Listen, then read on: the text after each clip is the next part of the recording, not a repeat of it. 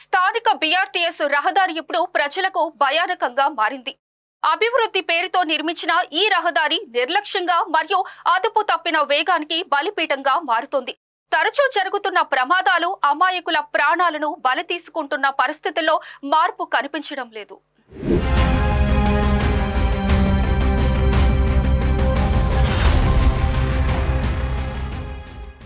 ముఖ్యంగా బీఆర్టీఎస్ రోడ్డులోని మధ్య లైన్లో వాహనాలు ప్రయాణించడం ప్రమాదాలకు ప్రధాన కారణంగా మారింది. రోడ్లు ఖాళీగా ఉన్నాయనే కారణంతో వాహనదారులు మితిమీరిన వేగంతో దూసుకెళ్తున్నారు. నియమాలు ఉల్లంఘిస్తూ మధ్య లైన్లో ప్రయాణించడం వల్ల ఎదురెదురుగా వచ్చే వాహనాలు ఢీకొని ఘోర ప్రమాదాలు చోటు చేసుకుంటున్నాయి. పోలీసుల పర్యవేక్షణ లోపం కూడా ఈ ప్రమాదాలకు దారితీస్తుందనే విమర్శలు వినిపిస్తున్నాయి. మధ్య లైన్లో ప్రయాణించే వారిపై కఠిన చర్యలు తీసుకోకపోవడం వల్లే నిర్లక్ష్యం పెరుగుతుంది. ఫలితంగా ప్రతిరోజు ఒక కుటుంబం కన్నీరు మున్నీరు కార్చాల్సిన పరిస్థితి ఏర్పడుతుంది.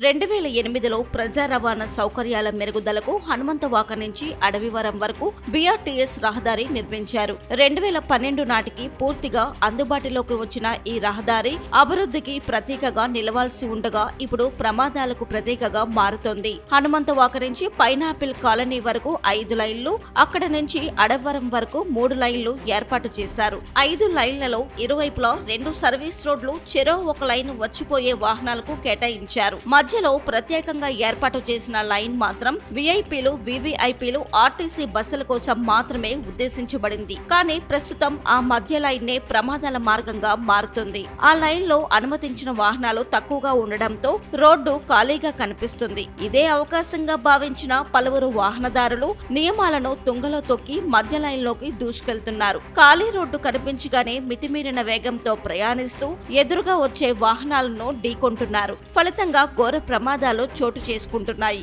వాహనదారులే కాకుండా పాదచారులు సైతం ఈ నిర్లక్ష్యానికి బలవుతున్నారు. ఒకప్పుడు వేగవంతమైన ప్రయాణానికి నిర్మించిన ఈ రహదారి ఇప్పుడు ప్రాణాలను బలిగొనే మార్గంగా మారిందనే ఆవేదన వ్యక్తమవుతుంది.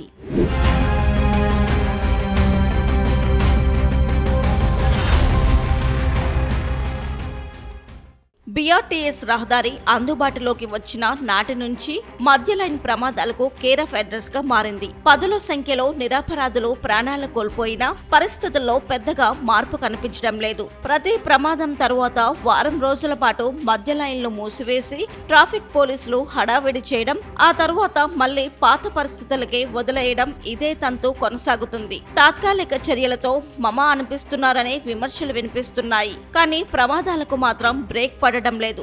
నియంత్రణ లేకపోవడంతో ఈ కూడళ్లే ప్రమాదాల కేంద్రాలుగా మారుతున్నాయి. నిపుణుల అభిప్రాయం స్పష్టంగా చెబుతుంది. ఈ 7 కూడళ్ల వద్ద ట్రాఫిక్ కానిస్టేబుళ్లను శాశ్వతంగా విధుల్లో నియమిస్తే మధ్య లైన్లో అక్రమ ప్రవేశాలకు అడ్డుకట్టబడుతుంది. కఠిన పర్యవేక్షణ ఉంటేనే ప్రాణ నష్టం తగ్గుతుంది.